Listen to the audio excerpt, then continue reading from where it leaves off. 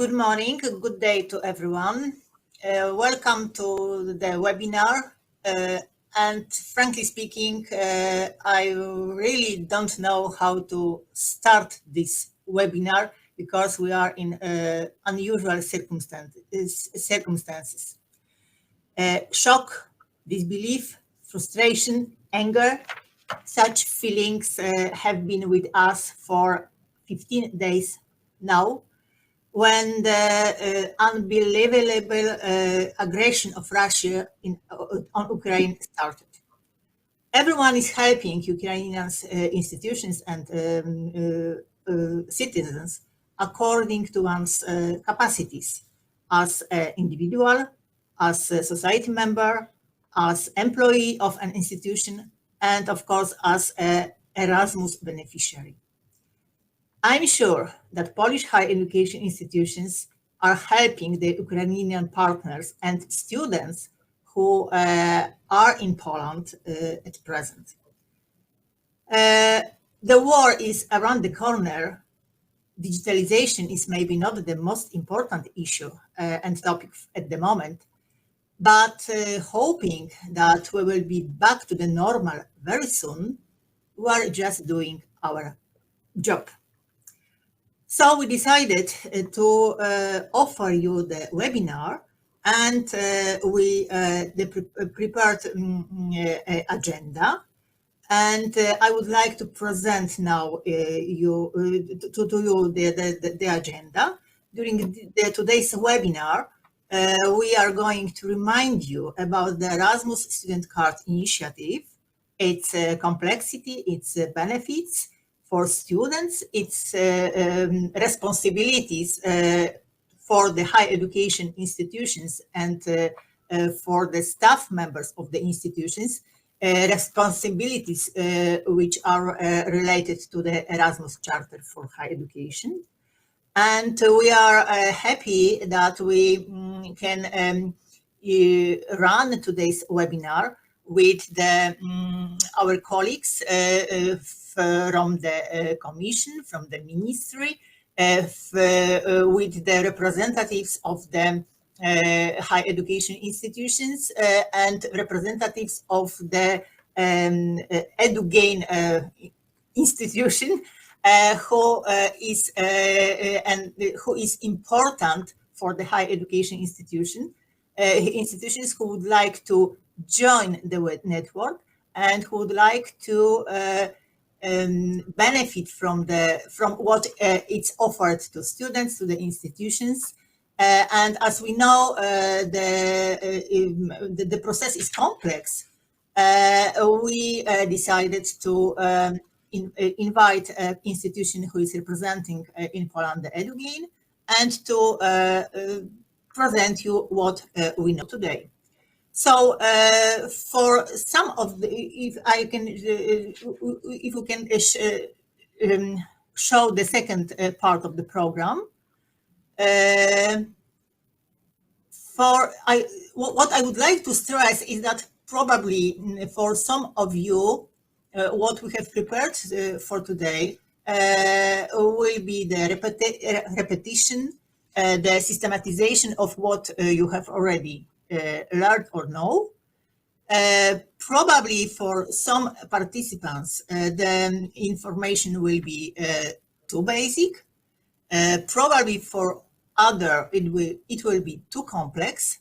But what we are going to do today is to present you what we know today, and to present you the information related to the Erasmus Student Card Initiative from different perspectives. From the perspective of the institutions managing the program, European Commission and the national agencies, from the point of view of national authorities responsible for education, from the point of view of institutions managing the program, and of course students who will be who will use the prepared tools and who are the let's say end users and beneficiaries of what we are doing within the Erasmus program. So I would like to ask each participant to listen to the presentations, to ask the question via the chat only. After each session, we will make a short question. We will make a question and answer part. We will display the questions at the screen, and we will answer them, of course, if we know the answer today. Because we have speakers from the European Commission, and in the third part, we will have a speaker from another national agency, because we would like to provide you as well the perspective of the institution managing the program located in another country. We will be grateful if you could address the questions to the foreign speakers in English, and if you could address the question to the concrete person. It will be easier for us to manage the question and answers time. If not, we will manage, but it is a plea from us to you to ask the question to the concrete person and in the given language, in the language linked to the language of presentation of the person. We would like to inform you as well that the webinar is recorded, that the recording will be available after the webinar, as well as all presentations which will be presented today. So I'm, of course, very grateful to all speakers that they accepted the invitation, that they are ready to share with us and with you what is available on the Erasmus Student Card Initiative today, because we would like to help you as much as we can in the process of the preparation to use all tools included within the Erasmus Student Card Initiative. And let me start with asking to present the perspective of the Ministry of National Education, Ms. Maria Bołtruszko. Maria will speak about the initiative from the point of view of the national authorities. Mario, zapraszam. Nie wiem, w jakim języku będziesz mówić. In English. First, good morning, everyone. Thank you very much for the opportunity to participate in today's webinar. Especially cordially great to the representative of the European Commission. Your information, it's very much needed for good understanding of what is the European Student Card Initiative. I would like to confirm that the Ministry of Education and Science support Polish higher education institutions in the implementation of the European Student Card Initiative with full respect of the autonomy and responsibility of the universities for the education process. I will continue my short presentation in Polish of the majority of the participants, but the most important part of this short presentation is in English. Witam wszystkich Państwa po polsku, będę mówić w dwóch językach, jeśli będzie potrzeba. Natomiast przede wszystkim chciałabym podkreślić ten fakt. Zacznę od fundamentów, czyli od kwestii tłumaczenia, ponieważ chciałabym, żebyśmy jednakowym językiem mówili i zapisy w programie Erasmus+, tłumaczenie, które zostało zweryfikowane przez ministerstwo i zaakceptowane na poziomie państw członkowskich, brzmi, że jest to inicjatywa dotycząca, ale możemy skrócić, inicjatywa Europejskiej Karty Studenta. To jest bardzo istotne. To jest oficjalny dokument dotyczący właśnie programu Erasmus. Mam właśnie od samego początku, jak kontaktuję się z uczelniami, jest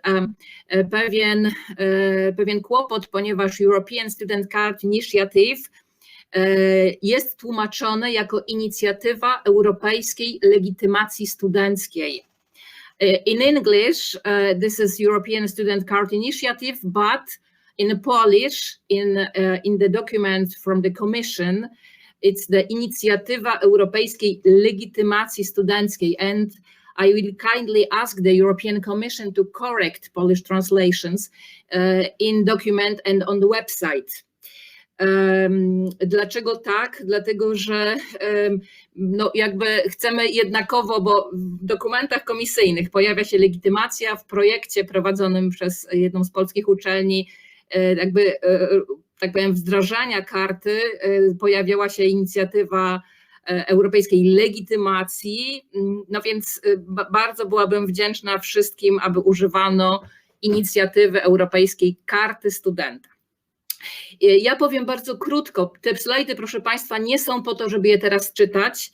Ja powiem o dwóch najważniejszych w tej chwili dokumentach, które są negocjowane. Otóż jak Państwo wiecie, 18 grudnia została opublikowana taki pakiet dotyczący szkolnictwa wyższego, w tym między innymi właśnie komunikat Komisji dotyczący europejskiej strategii dla szkolnictwa wyższego. Z tego pakietu Rada, która odbędzie się 4 kwietnia, Rada do Spraw Edukacji, Młodzieży, Kultury i Sportu, zatwierdzi Council Conclusion. Jest to dokument, który jest odpowiedzią państw członkowskich na właśnie tą strategię Komisji. Jak wiadomo, Komisja ma za zadanie wspierać państwa członkowskie w realizacji zadań w zakresie szkolnictwa wyższego i w ogóle w zakresie edukacji, zasada subsydiarności i pomocniczości.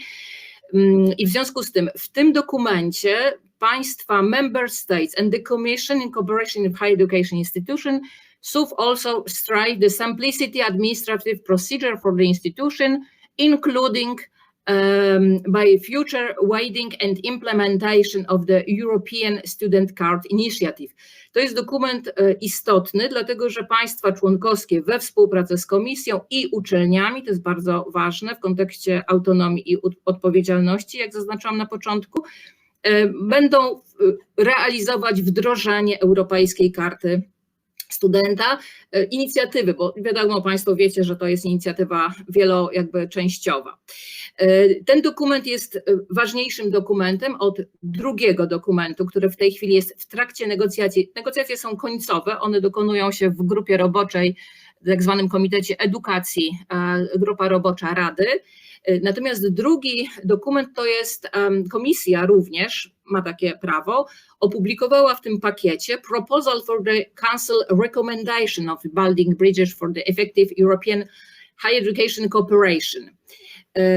W tych zapisach w tej chwili, w zapisach ogólnych, tu Państwo będziecie widzieć, w konkluzjach był tylko jeden zapis, natomiast w rekomendacjach, które są bardziej precyzyjne, co nie znaczy język europejski jest bardzo, że tak powiem, złożony, będzie 4 zapisy. Wszystkie te zapisy są na tych slajdach, więc Państwo będziecie widzieć, natomiast ja chcę tylko podkreślić, że po pierwsze chodzi o to, że zobowiązania są do tego, zawsze te dokumenty mówią o państwach członkowskich, czyli powiedzmy nas jako ministerstwów, oczywiście wraz z innymi krajami i uczelniami oraz wsparcie Komisji. Te dokumenty są tak ustrukturyzowane.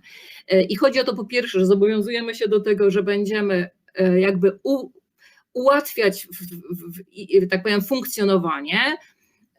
Po drugie, że będzie to również ułatwianie płynnego i włączającej mobilności, czyli jakby wskazanie jest na to, że karta służy do mobilności.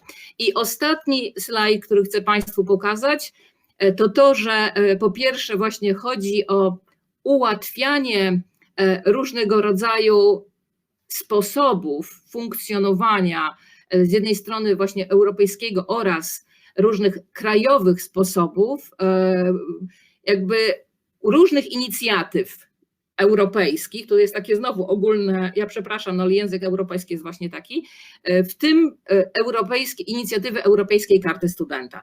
Więc jakby inicjatywa karty jest włączona do pewnego rodzaju zbioru wszystkich inicjatyw europejskich w ramach właśnie między innymi tworzenia łączy dla efektywnej współpracy. I ostatnia kwestia to to, że karta jest jakby digitalizacją mobilności, więc no i pewnego rodzaju też ułatwieniem wymiany administracyjnej, żeby nie było nadmiernych administracyjnych procedur.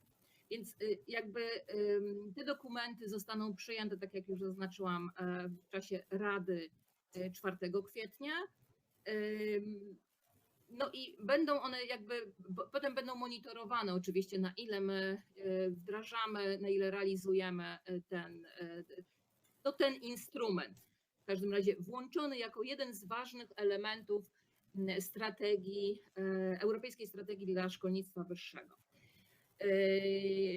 I would like to resume of my presentation that the European Student Card Initiative is one of the most important instrument in the strategy, European strategy for higher education, or the university, sorry, and the member states by the document like Council conclusion and Council recommendation confirm our support of this instrument.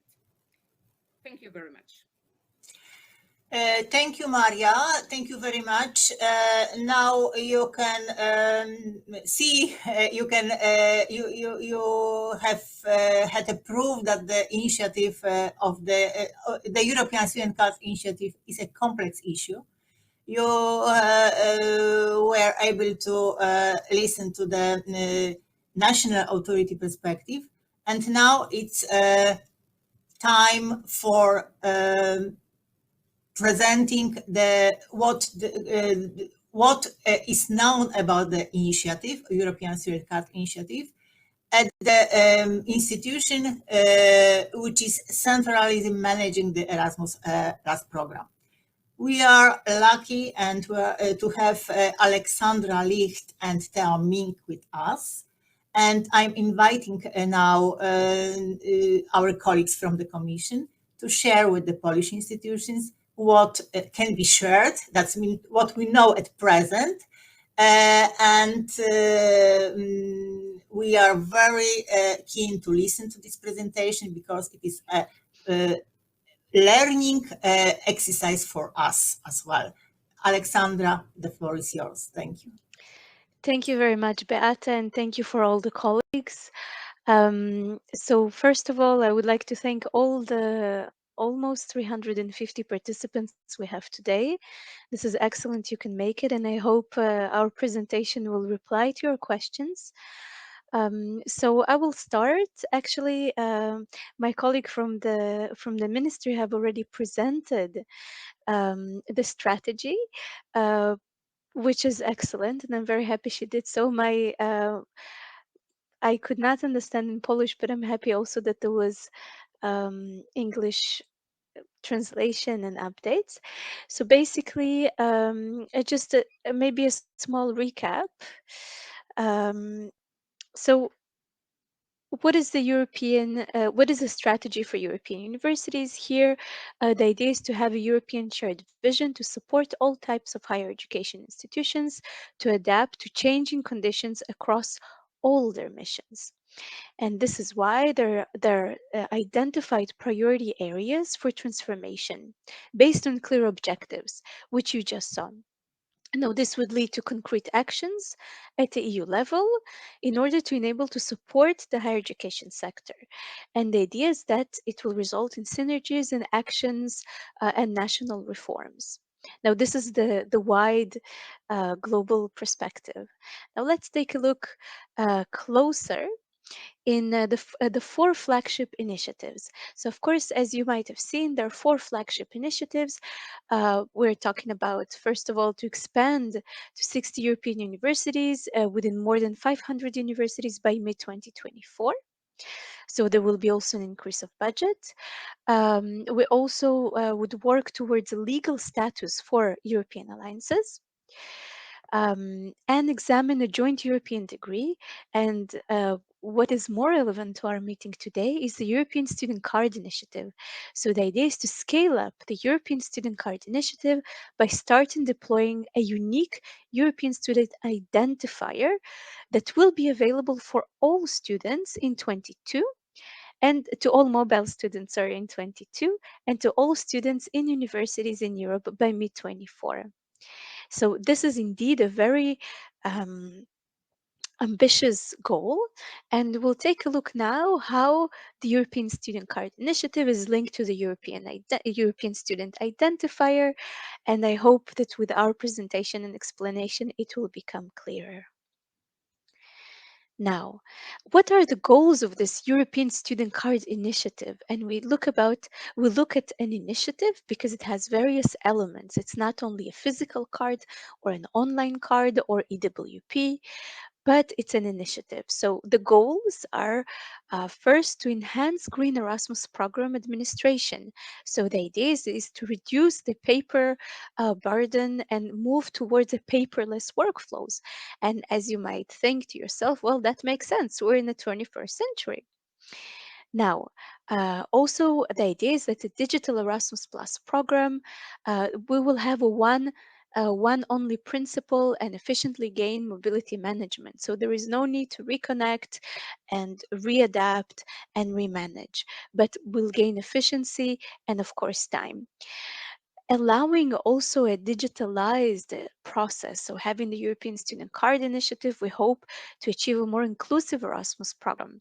So through more ready and made, more targeted communication to students, to have a link to students, and we'll see it how it is done with the Erasmus Plus app. And of course, one of the main ideas is to have a smoother mobility experience abroad and a sense of European student identity. Now, when we look closer, and I'm just want to tell the organizers, I have always on the left side pop-up messages which cover the slide for me. I hope it's not the same situation for the rest, and if there is a way to not to have this pop-up messages, it will be helpful. Alexandra, it's not the case for the participants, so we'll try to solve the problem. Okay, great. But if participants see everything clear, it's good. Okay. So let's look at the European Student Card Initiative. We had very important publications in January, as it was just explained. We have the strategy for universities and the Council recommendation on building bridges for effective European higher education cooperation. So here, why am I mentioning this? Because it has a very strong push. It's a political push.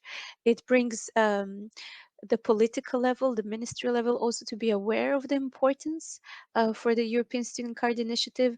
And the idea is that with political recognition and support, we'll be able to provide the best possible tools for universities to implement the initiative. Now, how do we get there? As indeed, they're very interesting goals, they're very interesting targets.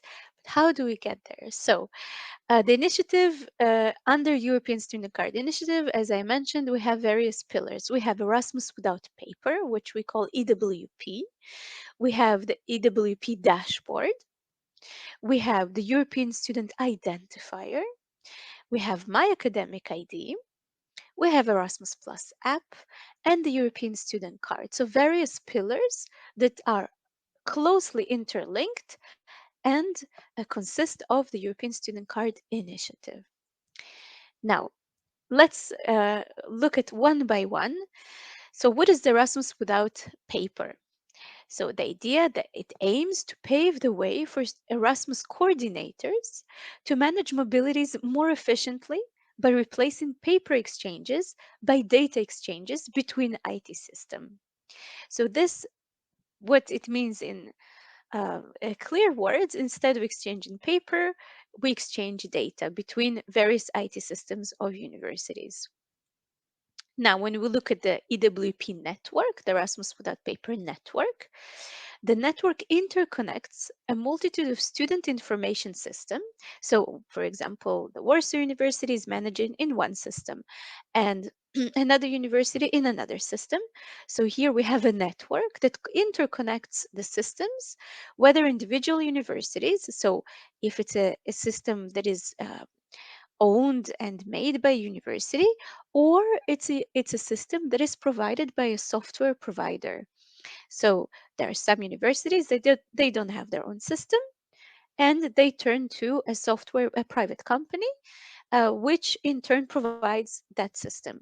So the idea of the network is to make these links, is to provide these links through use of APIs, so connections between network and the users, because each system needs to talk to each other in order to exchange data.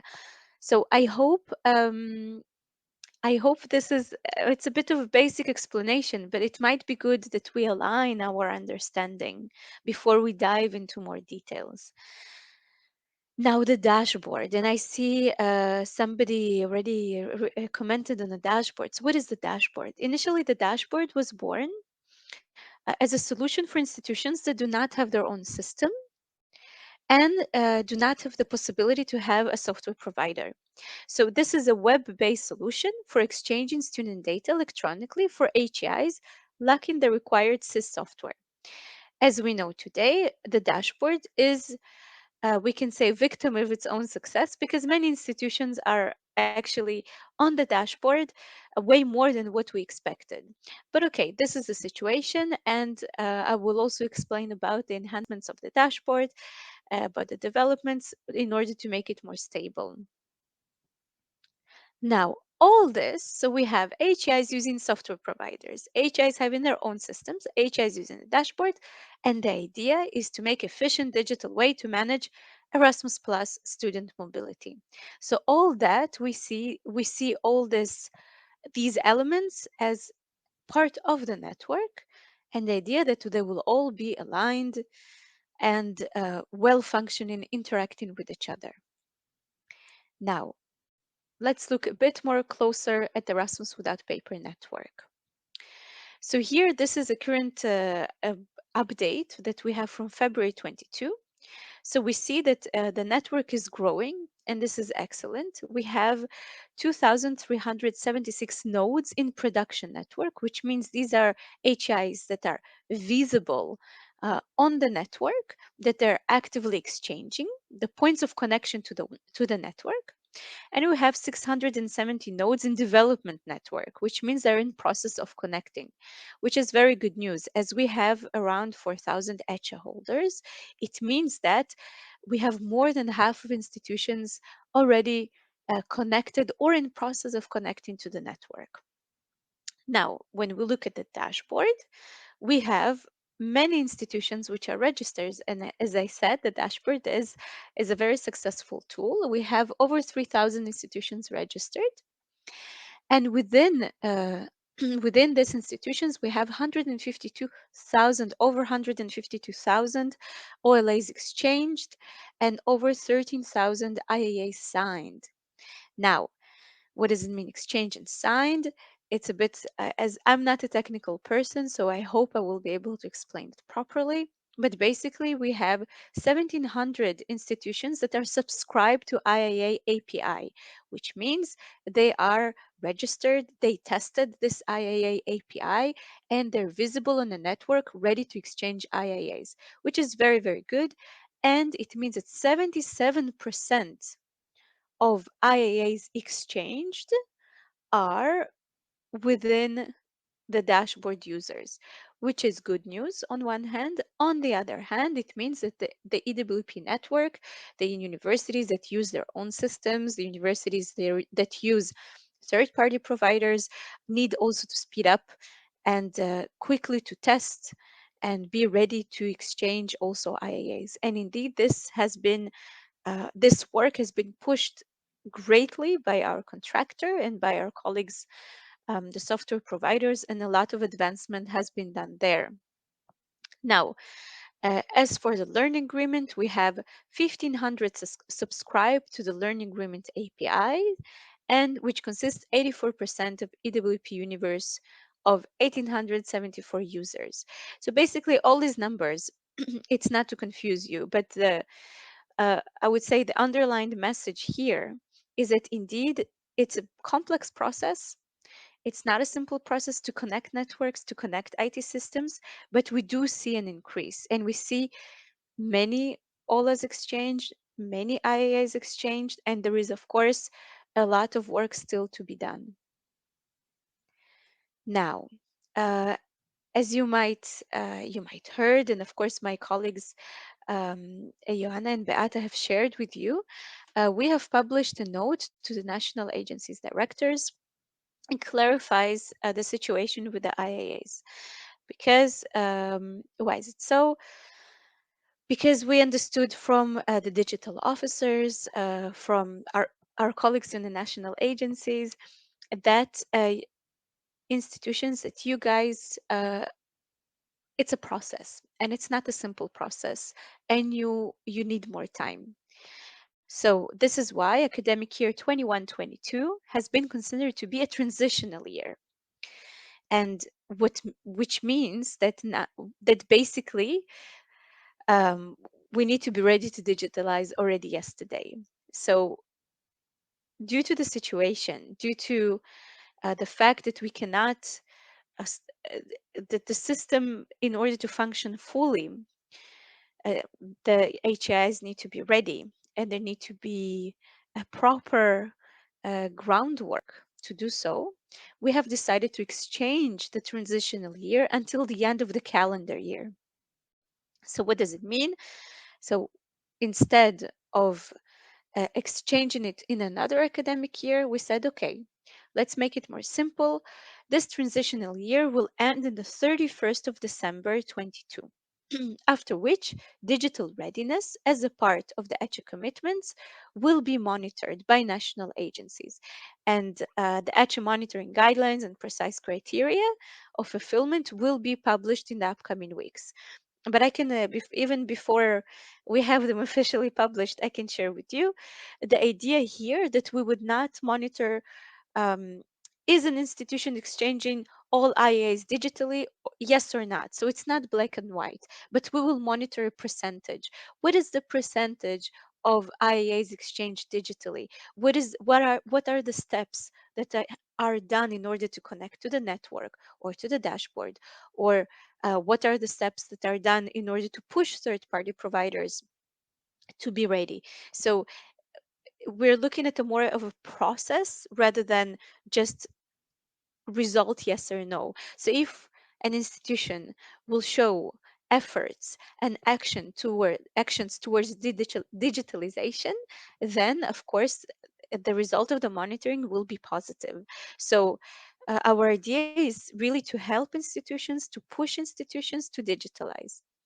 But what it means, and of course we had quite a lively discussion with Joanna about that, what it means that mobility flows in academic year 22 and 23, they need to be captured by either paper agreements or by old IAs. Because, for example, if you will have students going on mobility in autumn, it is of course before the deadline. So what are we going to do with these mobilities? So the idea is that they will be captured by paper or old IAA with accompanied by email exchange. But we strongly, strongly, strongly encourage you to exchange digital IAAs as soon as possible, already for these mobilities starting in fall 22. So in order for you really to capture already the ones that are starting very soon, well, quite soon actually. It's we're in March, but the fall is already around the corner. So I hope this is clear. I know it's not straightforward, but again, our idea is to give more flexibility for your institutions to be ready, for your institutions to prepare before we start the monitoring process. And of course, important to note that the EWP consortium is committed to setting up a centralized help desk, which should be already working and provide you with the support which is necessary to put in place all the requirements. And also, we're also putting in place now a governance structure that will steer the process of digitalization. And I see there are questions in the chat. This is great, and I will reply to them in the end if it's okay. So, many questions indeed on the note, and if there is need for more clarification, we will provide more clarification. And I know that our colleagues in Poland are working very, very hard to explain and to disseminate the necessary information. And thank you, ladies, for doing so. Now, one of the question is, what about the learning agreements in ESCI? And here, I'm sharing with you, that's the first time we share it, because we have been just discussing about this internally and also with our contractor, with EWP Plus. So there will be a formal note to the NA directors, which of course will share also with the agency. There will be a formal note sent to you very soon, as we're working on it now. But already, in order to ease up a bit the tension level. So, as you know, institutions are expected to issue student card to issue ESCI, the identifiers for all students. So, as I will show later, we have indeed quite a good rate, especially from Poland. By the way, your institutions are doing very well, but this is not the case in all countries. And how can we push the deployment of the European Student Identifier so students can enjoy all the possibilities the identifier provides them, and also will be able really to boost the whole system? So what we suggest is that ESCI to become mandatory field in the online learning agreement by the end of the year, and for learning agreements to be fully digitalized by the end of the year. So the same deadline for the IAAs by the end of the year, by the end of the current calendar year. And again, this is a very initial information. We have not shared it publicly yet. And more information, guidelines, clarifications will be shared with the national agencies in the upcoming weeks. And here I invite also my colleagues, Joanna and Beata, for a consultation on this matter, because it's very important for us to have your feedback, any possible questions that you think your institutions will have. So we already clarify it in advance. So this is just an initial sharing. But again, the message I would like to send here, that we are tuned to your needs, and we will do everything that we can from our side as the Commission to make the monitoring a progressive monitoring, to support also the contractor in all the necessary steps to support you, which means a help desk, a governance structure, clear guidelines, a clear communication, and so on and so on. Now, for that, I've been mentioning the contractor. We have put in place a framework contract. So I'm not sure if you know, uh, until this year, basically, until 22, the European Student Card Initiative was managed through various projects. EWP was a project, a grant agreement, the app was another service contract, and so on and so on. So various different projects, which of course you don't care about that because it's just the financial mechanism of the Commission. But the result is that, as you know, there are various help desks, there are various bits and pieces of information. So in order to harmonize um, all the projects, and in order to assure coherence between the various elements of this initiative, we have put in place a framework contract with two sub-services. And this framework contract started in January 22 with a very generous budget. And we have two parts of focus. So the first part is Erasmus without paper. And here we focus on the infrastructure in and around EWP. The idea is to have more interoperability, to improve the dashboard significantly, to have further digitalization of mobility administration. As you will see, we do not stop with digitalizing learn agreements and IAAs. There will be more steps and more processes to be digitalized. The Erasmus Plus app will be part of this framework contract from June. And the main idea is to improve the support services to HIs and students. So as I mentioned, a centralized help desk, which is already operating, but will be fully operating in the end of the month with a organized ticketing system, reply system, and so on. And the second part of this framework contract is focusing on the European student card and all the services around that. So if the first one focuses on the infrastructure, the second focuses on the card and services, which means incorporating um, a student card and all the services, incorporating, sorry, European identity into existing cards, enabling e-card interoperability with Erasmus Plus app, on and off campus services, and communication towards students. And my colleague Theo will further elaborate on that very soon. Now, the Erasmus Without Paper Plus, this is the name of the contractor. So it's a consortium made of EUF and GEONT and University of ELTE and University of Thessaloniki and the Warsaw University. Our colleagues there do excellent work with the network. So the contract has started in January and will run until 2024. And of course, afterwards, there will be a new contract and a new framework. But just to assure you that there are funds dedicated to the reboost and revamp and development. Now, what are the elements of this contract? We focus on business continuity, results oriented. So you in the HEI will be able to see the results of these efforts. So more support to you, more support to your students, iteration and evolution of the systems. As I mentioned, it's not only IAAs and LAs that will be digitalized, but other processes as well. Also, the idea is to have a multi-stakeholder um, lens. What does it mean? So if until now we had the digital officers, which are representatives of the national agencies and the ministries. We have the consortium and we have the commission. Here, we bring around the table also students. We also bring around the table university alliances, also software providers, also institutions with their own systems. So the discussion and the decision making is much broader. And one of the key elements, which I think is the strongest point in EWP Plus, is that the systems and the services are offered by universities for universities. As I mentioned, we have the University of Warsaw, we have the University of Thessaloniki, also the University of Ghent. So we're actually offering services which universities themselves recognize that are necessary.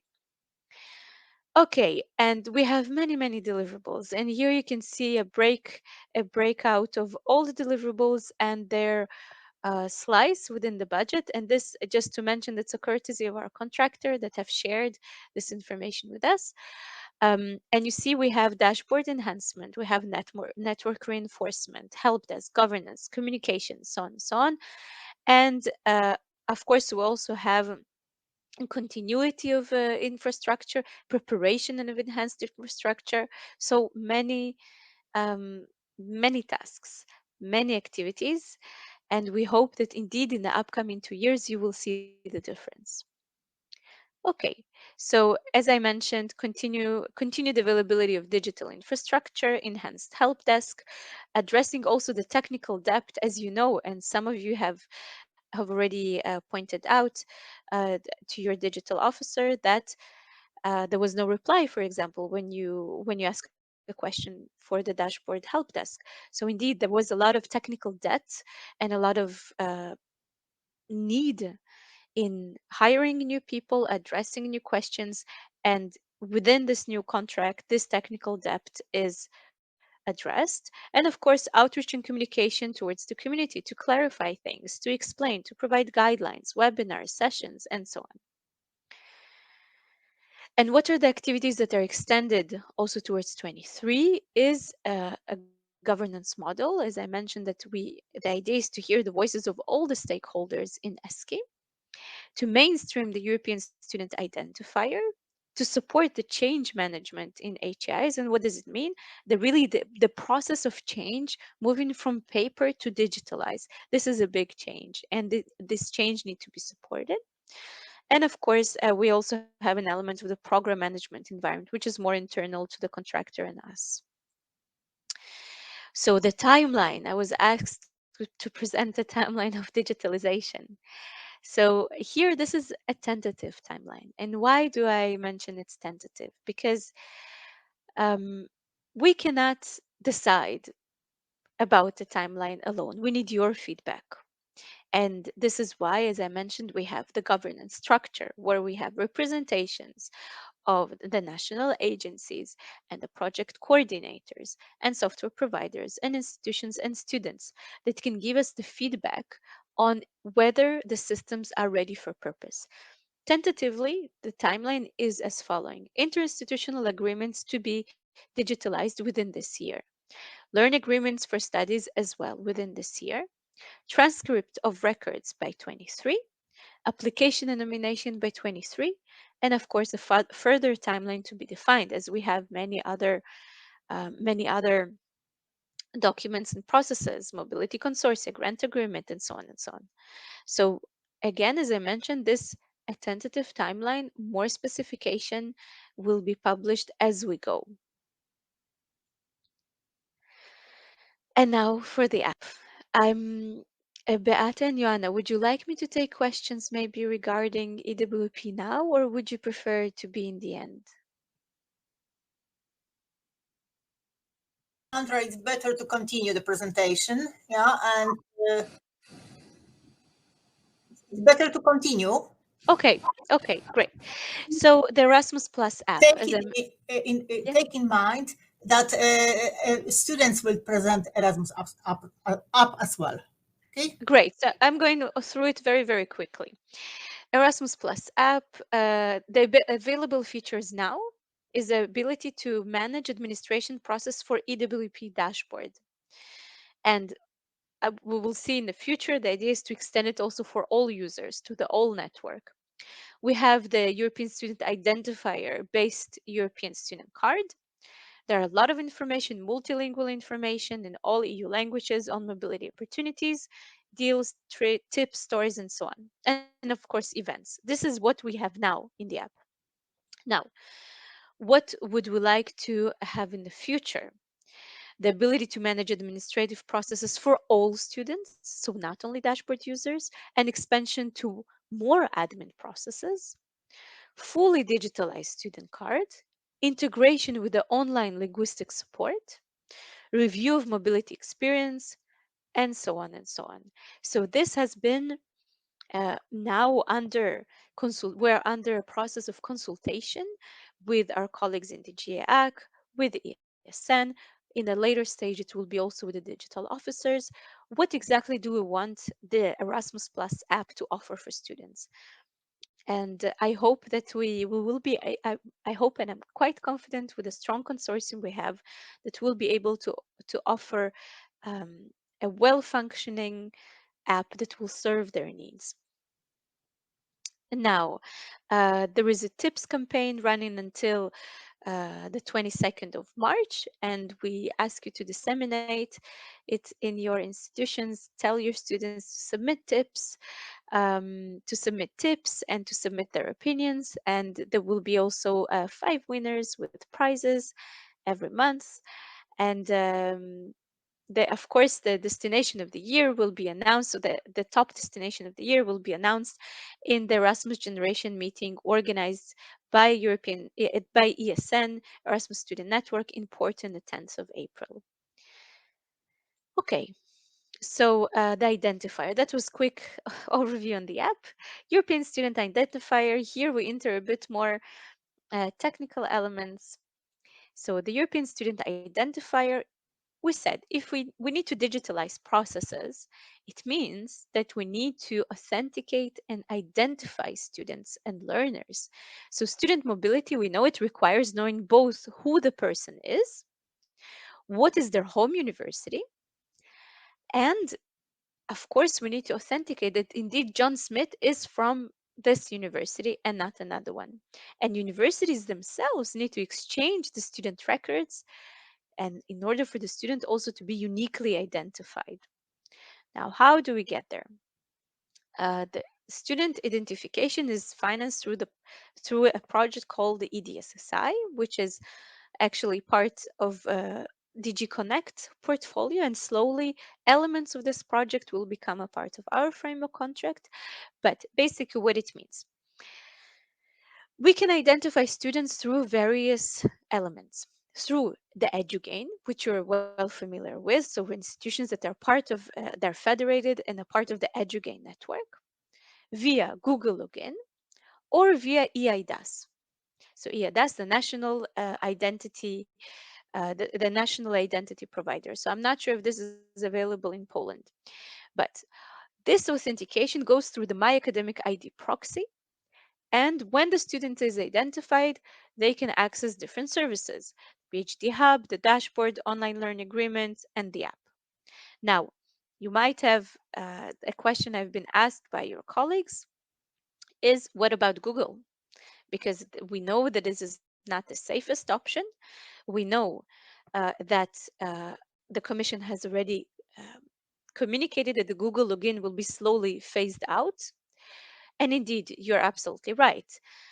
But currently we're negotiating with Digit. Digit is the digital services in the Commission to find a stable, secure, and reliable solution to eventually replace Google login. As we have many institutions, that most of institutions are actually identified and connected through the eduGAIN. But some institutions are connected through EduLogin. So the students are identified through Google Login. But if we don't have a very strong and reliable solution in place, we cannot totally phase out Google now without offering an alternative. And this is why we're under negotiation in order to offer such alternative, which will probably be EU login, which is a more secure approach. And if any of you knows projects like, for example, portals like eTwinning or Appala and so on, they use the EU login. But for now, Google login still stays as an option, because if we cannot offer you a stable, reliable solution, we cannot expect you to find a solution by yourself. So I hope this clarifies this question. Now, let's look at actually what is the European Student Identifier, the ESCI. So the student mobility process, as we mentioned, requires the use of number of services which need to be able to exchange data about the students who are in mobility. And the identifier is a globally unique, persistent, non-targeted, protocol neutral, and data transport neutral. It reliably identifies students across different e-services. Now, for more information, we will share I'm sure that the organizers will share the presentation with you, and you can find all the information about ESCI and how this identifier is built on the wiki listed here in the slide. And how are students identified? As I mentioned, big majority of ECHA holders, they use eduGAIN, and the issue European Student Identifier. Now, many ECHA holders have a national IDP solution, also Poland, within these countries.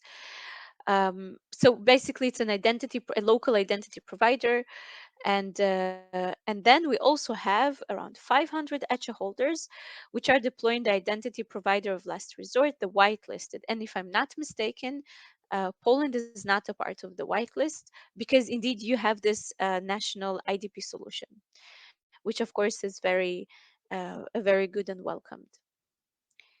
Now, how does it look, the identifier? Depending on the qualifiers needed to make a given student code globally unique. So there are two possibilities of format, ESCI with a nationwide or region-wide student code. And here we have the SHAC code, the personal student code, which has the ESCI, the country code, and the HEI as well. And we have the ESCI with the HEI wide scope student code that looks slightly different, as mentioned here. Now, this is quite technical, and there is more information on that if you search for the European Student Identifier by GÉANT. All the information on how to issue the ESCI, how the ESCI looks like, what is the structure of the code is available there. So identity providers. So we said we have eduGAIN, we have national IDPs, we have the whitelist. So identity providers releasing ESCI, the European Student Identifier. We have a steady increase, as you see, and this is thank you to my colleagues in EDSSI that have provided the slide. We have a steady increase. More and more institutions are releasing ESCIs. So we have many identity providers and we have a steady increase in releasing ESCIs, but this is not enough. We need more ESCIs to be released, and the process itself is quite simple. And there will be more guidelines on that in the upcoming months. We will provide guidelines, and you can also find information on GÉANT wiki. But the idea is to have even more increase and having more and more mobile students, the HI is issuing more essays to all mobile students. Now, identity providers releasing essay, we see that the percentage of IDP supporting essay per country in Poland is rather high, which is very good. It's around 79%. And I think this is excellent work that you guys have been putting in place. So continue like this. But of course, this is a tricky one, right? Because you see, okay, I see Croatia, 100% of IDPs, of identity providers, supporting ESCI. How come all of them support ESCI? But here, actually, in Croatia, for example, we have one identity provider for all the universities in the country, and all of them support ESCI. So that's not a problem. Of course, in a country like Poland, or like Germany, when we have a very big number of universities, a very big number of HEIs, and quite a big number of also of identity providers, then the story becomes more complex and not as straightforward when you have one or two or three identity providers. And yet, I think that the progress of Poland here shows to be very good. So now, why should you deploy ESCI? So a part of the political pressure and a part of the political push towards having the identifier, the idea is that your students will be able to enjoy many services. So students will be able to authenticate their student status online in a reliable, consistent, and safe way. And also academic credentials. They use their academic credentials to access multiple services with only one sign-in, and when possible in countries which is possible, to use their citizens EID to enroll to higher education institutions and link their citizen and student digital identities. And this, of course, is not available in all countries. I'm not sure about the situation in Poland, but for you to be checked. So I see Joanna posted our national IDP solution is Pioneer ID for Erasmus Plus, indeed. Okay, now what is the benefit in deploying ESCI for HEIs? So your HEI deploying ESCI, you offer your students way more ways to manage their mobility digitally. Also, you can provide the student with a link to the European Student e-card. And of course, it will make students, and then as a result, you, the whole mobility process administration simpler and easier. And of course, your students, your HEI, your systems will be ready for future digitalization in terms of infrastructure and services. And here I finish my part of the presentation. I hope it was clear. I tried to do my best, and we will take questions in the end. So, as just maybe a recap of what I presented, we have various elements on ESCI.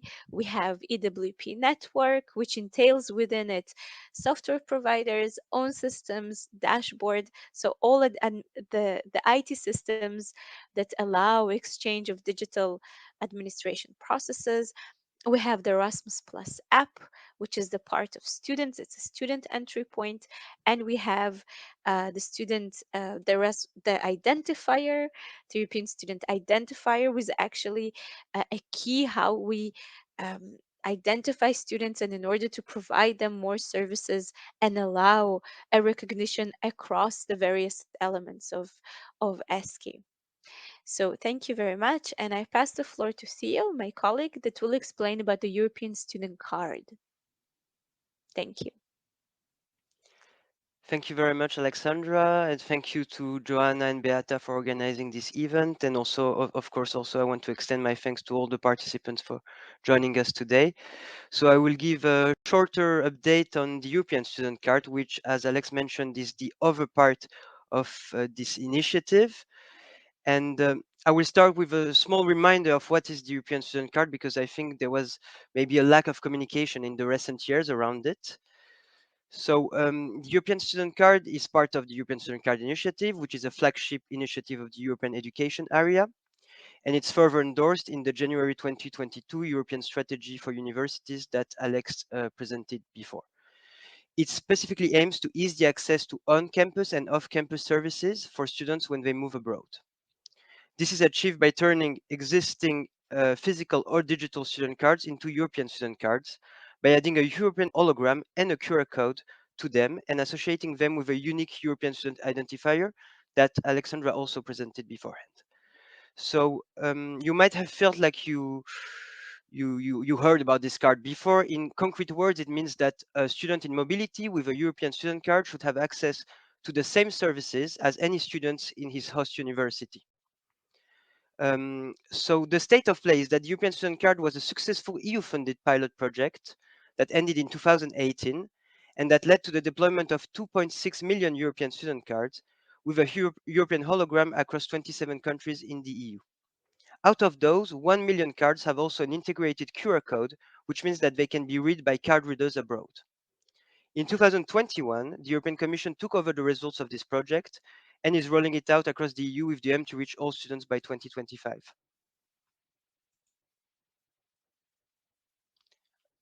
Can you see the slides? Sorry. Unfortunately not. You cannot? Okay. Now it's okay. Now it's okay. Okay. I have control. But Okay. please change Thanks. the slide. Yeah, I will. Mhm. I just wanted to give the introduction on the first slide. So for this project, so this is also why you felt like there was maybe not a lot of communication around this initiative since the last few years. But now we are taking it and boosting this initiative again. So we are working with a consortium led by Entity Data, which is an international IT consulting company. And it includes different actors. So Cruz, European Youth Card, or Frank from Finland, which are specialists in card issuing and card manufacturing. But also, for example, Student and Work and ESN, which are student association. And their roles will be more of disseminating information about the European student card, but also for example, get the students' input, which are after all the main recipients of this initiative. And Universitat de Malaga and Normandy University, which you see also there, are part of this consortium because they have very advanced card issuing system, and they have also developed complex authentication processes. So their expertise is really useful. So now I will describe the different tasks for the next 1.5 to 2 years for the European Student Card. This first part, FWC, stands for Framework Contract. That's first framework contract, which is to develop, implement, and support the changing of existing student cards into European student cards. First, we want to promote the ESC towards students and other stakeholders and work on a positive image and brand recognition. I'd like to insist that this is probably the most important aspect of the different tasks, because as I said, there was an important lack of communication on the card. We're receiving a lot of questions. There is quite a lot of confusion still on what this European student card will do, how student status will be authenticated. So this is, I would say, the most important task that we're working on with the contractor, is creating cohesion around our communication and have a proper communication strategy, but I will come to that right after. Then we also need to further develop an information system to keep track of issued cards and validate student status. The system will be sound, inclusive, and secure, hosted at the European Commission's data center or cloud. And this is aligned, of course, with GDPR. We also need to define and coordinate business processes that will enable cross-border recognition of the European student card and student status. We will, of course, support card issuers in issuing the European student card with correctly implemented European student identifier. Also, of course, support the higher education institution to accept and recognize the European student card and offer, hopefully, the same level of services to foreign and local students. This is, after all, the fundamental idea of this European student card. We also, of course, need to inform students about the benefits of the European student card and engage important stakeholders and ensure visible communication about the initiative. This is in line with the first task, of course, which is to promote the European student card. So I also decided, like Alex did for the digitalization, to give you an indicative timeline. This project should overall take 4 years. So right now we just started in January the first phase, which we call inception analysis. This idea is that it's probably also the most important part, because we are creating the foundations to then implement this update of the European student card. And I will describe later what are the different deliverables as part of this first phase, but I would say it's really important. And if we don't have a good inception analysis phase, then the successive phase will unfortunately fail. So it's really important that we work on it. Then the second phase will be a deployment in selected Erasmus Plus HEIs or countries. Of course, the idea is that we'll have pilot countries where we can see if that update of the European student card can work.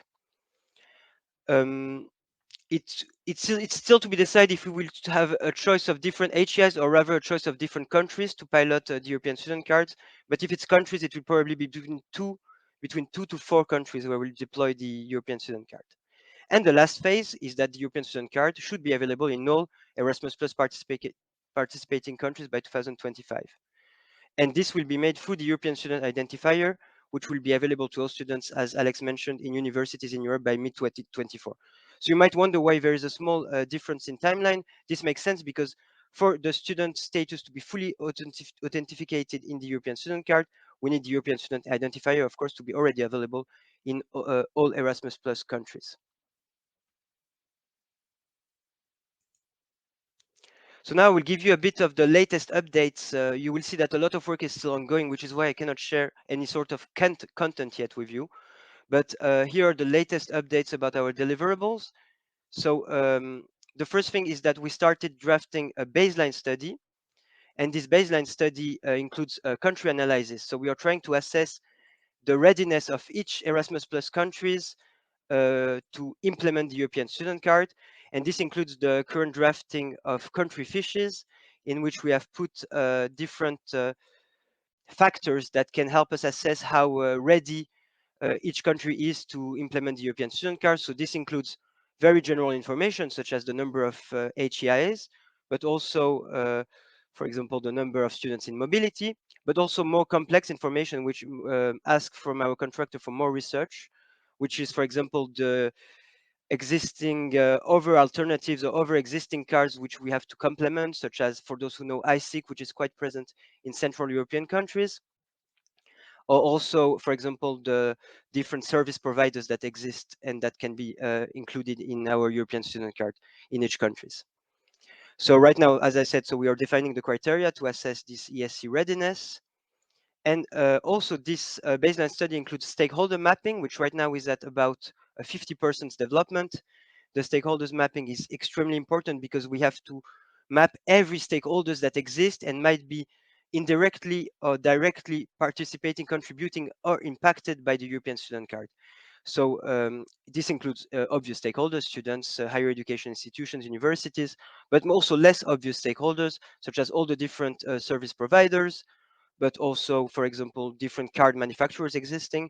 And of course, the issue is that if we miss any stakeholder, we'll have, of course, then issues once we start the implementing phase. Then on the more technical side, the IT infrastructure is also in development. So we have currently an as-is analysis submitted and currently reviewed by our technical team. And the contractor is already working on a to-be analysis, including the IT solution architecture and gap analysis. So as you can see, a lot of work is still ongoing on all this, but we are starting well, I think.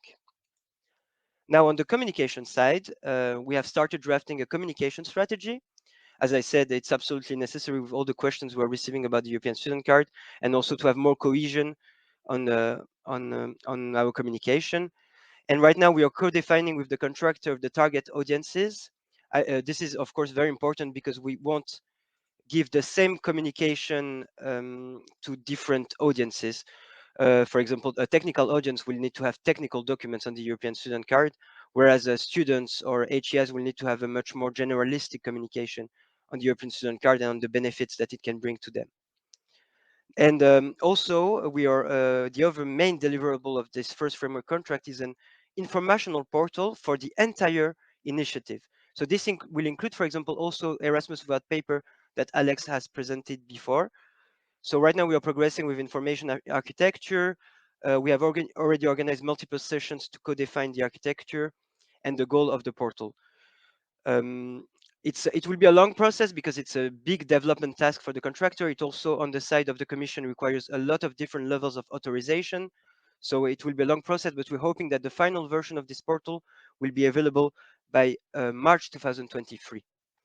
And the idea of this portal is that we'll have a single entry point for all information related to the European Student Card, to Erasmus Without Paper, to the entire different aspects of this initiative. And it's also a very important portal because it will help us create the link between Erasmus Without Paper, between the European Student Card, which is not yet well defined. So it's, I would say, a very important deliverable for both Alexandra and myself as part of the European Student Card initiative. And now my last point in the updates, and a very important one as well, is I would like you to know that there's already an email for a help desk active on the European Student Card, which you can contact. I've been asked by the contractor to disseminate it as much as I can. So it's active, it's under the responsibility of our contractor, Entity Data. And if you have any questions already on the European Student Card, whatever your level, you can feel free to send us an email, and we will answer with the information we currently have, as I said, since a lot of work is still ongoing, of course.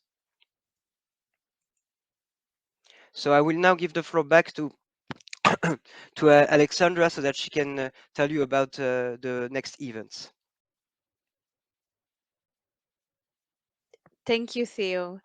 So what are the upcoming events? So in the 9th and 10th of March, actually today, there are some small scale workshops of OLA 3.0. This is a parallel project to EWP. So I assume you will find the information on the OLA website. In April, we have Erasmus Going Digital webinars for dashboard and network users. And I think this might be very interesting for you. So we have a dashboard for all institutions, the IROs and the staff, which are their institutions are using the dashboard on Thursday, April 6th from 11 to 12:30. And for all institutions that are part of the network, means in-house systems or software providers, on 6th of April from 2 to 3:30. Now, the 29th of March, we'll have the Erasmus Plus app conference in Budapest. And the 18th of May, we'll have the EDSSI final conference in Thessaloniki. For the EDSSI final conference, more information you can find on the EDSSI website. And as for the app, we have more information. So for the app event in Budapest, it will be on site and online. The registration on site is already closed, but of course online we encourage you strongly to register and join the sessions online. So the goal is to present what the Erasmus Plus app offers to European higher education community, with a special focus on how it can further support international mobility. So there will be information session, example of good practices session, and also a brainstorming session and discussion on how we can further develop and enhance the Erasmus Plus app. So really looking at forward-looking future developments, future features, and of course we'll explore the exciting features that the app can offer now to the community, how to use them, how to advertise the app, how to push students also to use it, and enter tips and enter information and so on. So I highly encourage you to join online to this interesting conference. It will be live streamed, and also the sessions, we have online places to join the discussions online for the future of the app, for good practices, and so on and so on. So please, if you go, you have two possibilities to register, or you go to the ELTA website and you see there the Erasmus Plus app conference page, or you go to Hello Erasmus app or Erasmus Plus app, and from the Erasmus Plus app website you can also access the registration page. So this is basically a very warm invitation for you to join the conference. And we already have over 500 online participants. So we still have place for others, but we welcome you and urge you to join and spread the word about this conference. So the idea that it's targeted to IROs and students and HEI staff. And now we have time for Q&As. Yes, thank you. Thank you, Alexandra. Thank you, Theo. Thank you, Maria, of course. And now we will address the questions which have been put on the chat. And I'm waiting for the first one. The first question is, will it be possible to get access to that presentation after the morning? Yes. After the meeting, yes. As I have said, the presentations will be sent to you, and you will have the access to the presentations. The next question, please. Do we ask us for many references to the current performance of the dashboard as possible as actions to improve the efficiency in the scope of IIA? Alexandra, could you please answer? Yes, of course. Yeah. I'm not sure if I understood the question, but the question is actually, it refers on dashboard performance and possible actions to improve efficiency. Okay, so let me explain on what is done on this part. In the commission, we requested the contractor to do the as-is review of the dashboard. So really an analysis of the dashboard IT infrastructure, how it works, how it stores data, how it exchanges data. And that was submitted to us a month ago. We have provided our recommendations, and because we also Theo and I were policy officers, but we have also two IT experts that accompany the project and work on the project, Patrick and Nabil. And with their input, we have working with the dashboard team, which is the University of Thessaloniki, and also with IBM. So IBM is a part of the consortium, and they have also provided their input. How can we enhance the dashboard? So for now, for the upcoming year and a half, the dashboard as it is now would not change drastically. It will improve first access for users, new registration for institutions that want to join the dashboard, existing APIs, specifications, and testing.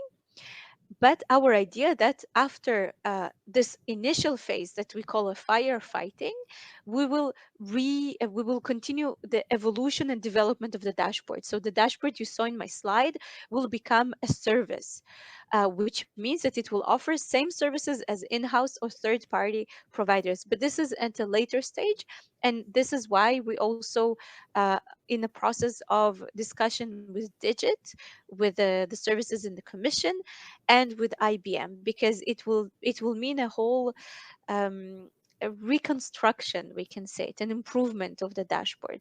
But this we look at the more long term, because currently we have many problems to solve in the dashboard now, especially as you mentioned in the scope of the IAA, and that has been done. I hope this replies to your question. Thank you, Alexandra. The next question. Whether higher education institutions using software provider are allowed to use the dashboard or must have their own tool for signing EA? So very good question, Justina. Basically, if your institution has a software provider, they have the IT specification and all the necessary steps to join the network and be able to allow you to sign IIAs. So I didn't include it in my slides because I found it a bit too technical, but now we have already 15 software providers that have completed the testing, all the technical testing and development in order to allow signing IIAs and learning agreements. So as for your question, if your institution is having a software provider, stick to the software provider because there is a lot of work that has been done by software providers to align and offer the same services. The dashboard is aimed for institutions that do not have software providers or their own systems.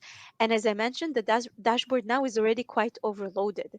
So the idea is stick to what you have, and indeed, it might be a bit frustrating because not all software providers are ready, but they put a lot of effort and a lot of work that has been done together with the network task leaders, the University of Warsaw, in order to assure that all the functionalities.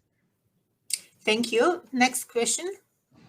In case of our university, in dashboard, section IIE, manager default II data, button general default data doesn't work. How to fix this problem? Joanna, could you please answer or help? Of course, I will try to answer this question, but I would like to add something to the answer what Alexandra just said. The software provider, only one software provider in Poland, which is USOS. But a part of USOS and those international software providers, we have plenty of other software providers that are not taking part in those tests and who are not willing to join or to help our HEIs to join EWP, or they ask huge money, right? They ask quite big sums of money for joining HEI to EWP network. So it depends on the university which software provider they are using. Because if it's one of those 15 that were taking part in that, it's okay. But if it's one which is not on that list, then it's far more complicated. As for this question, I guess that it may be the problem of the settings. In the dashboard, there is the section EWP settings, and in this settings side, each university may choose whether it chooses dashboard to exchange AAIs or to exchange learning agreements. So until these settings are not set, the dashboard account is just a simple dashboard account. It's not connected to EWP network. So until those settings are not on, I guess it might be the problem that the person cannot generate that the button generate default data doesn't work. Thank you, Joanna. And next question. To Theo, should all institutions be ready by the end of 2025 to issue EIC in place of current institution-specific student card, or will it be optional additional card available on demand for students interested in having one? So thanks. So there are two questions in this. Yeah. Should all institutions be ready by the end of 2025? This, yes, we hope, and this is why the contractor will work very closely with higher education institutions to make it possible. However, so the second question, will it be optional? It will be indeed available on demand. Normally, that's how we see it. It should be an optional possibility. However, your institution by 2025 should be able to provide this solution should a student ask for it. Thank you. And the next question. Wow, complicated. That's been long. Our university have decided to use third-party mobility management software, USOS, this software specific to Poland, to exchange IIAs and not planning to use dashboard. Most of our partners are using dashboard or have sent us their proposals for agreements to sign. However, when we try to send to our partners notifications via USOS, for example, what we have modified, that we have modified agreements, partners are not able to receive notification on dashboard that we have modified agreements, and don't see channels that we have made, changes, sorry, that we have made. Could you please tell me what can be the problem and how to fix it? Joanna, can you help? Or Alexandra? Well, I just wanted to say that it's good that you flag this, and that's a technical question that unfortunately, I will need to inquire with my IT colleagues. But if Joanna has an information, I'll be happy to hear as well.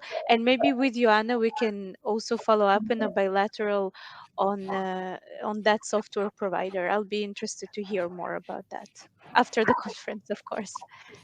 I have nothing to add because it's quite specific to USOS.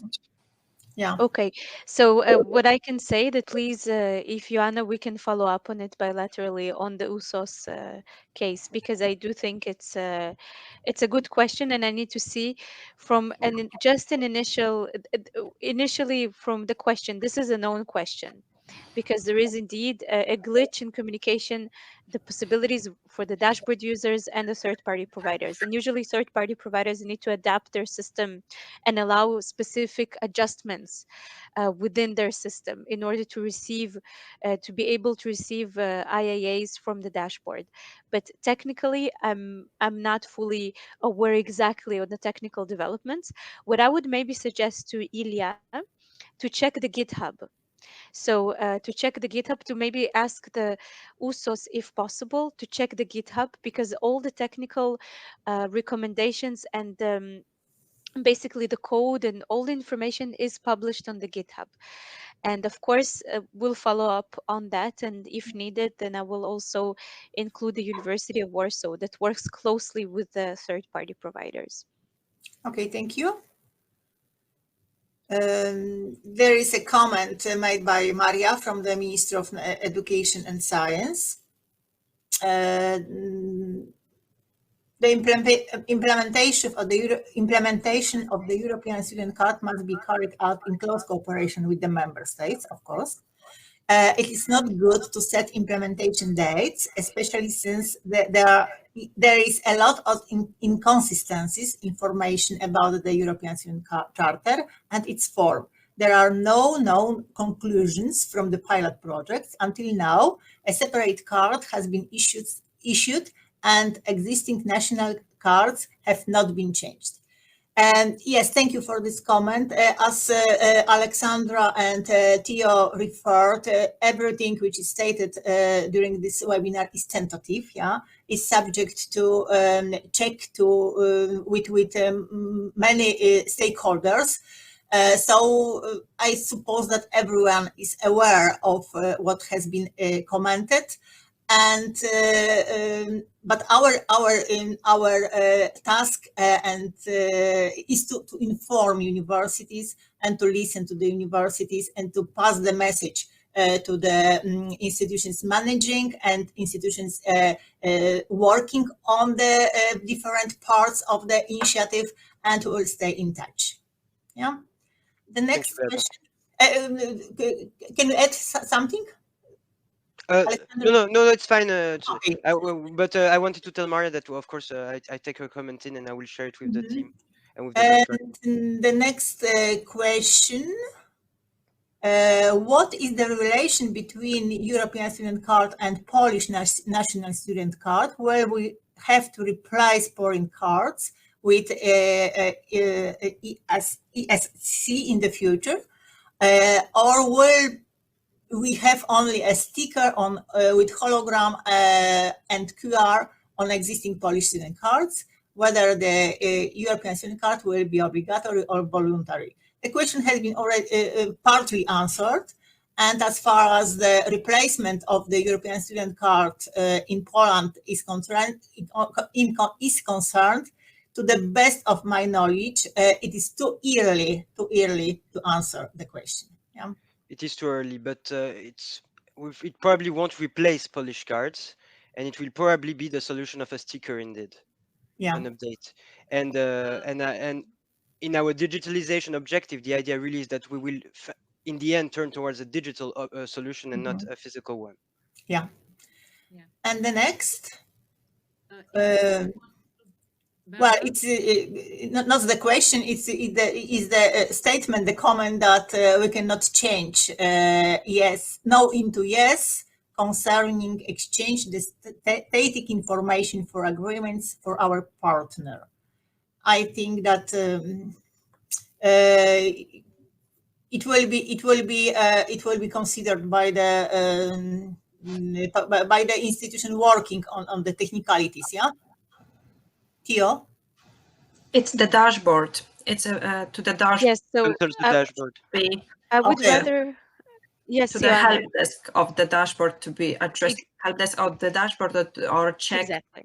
if it's among frequently asked questions on the website. Okay, thank you. I have the same problem with dashboard, so I think that again it is the question to the software providers within the universities. I cannot comment anything more. But this was a good question to show that even though on the website it is said that the tests are completed or that it's okay and should be working, it doesn't work in practice. And it's quite frustrating that the universities are testing a few times before they manage to sign the agreement, or like in this example shown before, it didn't manage to sign the agreement and it did it on paper because those tools are not functional in a way that could really support the mobility and the organization of the mobility, because there is too much time needed to complete one task. Mm-hmm. Thank you for drawing our attention to this. I hope that with extending the deadline and providing more flexibility until the end of the calendar year, that will help institutions, but also third-party providers and the systems to adapt. Okay, thank you, Alexandra, for this comment. And on the screen, we see that there is a break. Should be that we should start the break. So let me thanks again all the speakers and the presenters for this part of the webinar. And I would like to announce the break until 11:45, and at the 11:45 we will meet again, but Alexandra and Theo are not envisaged to be obligatory participants of this part because it will be in Polish. And so thank you once again, and see you with other I hope to see other participants at 11:45. Thank you. Thank you very much. Thank you very much, and thanks to all attendees.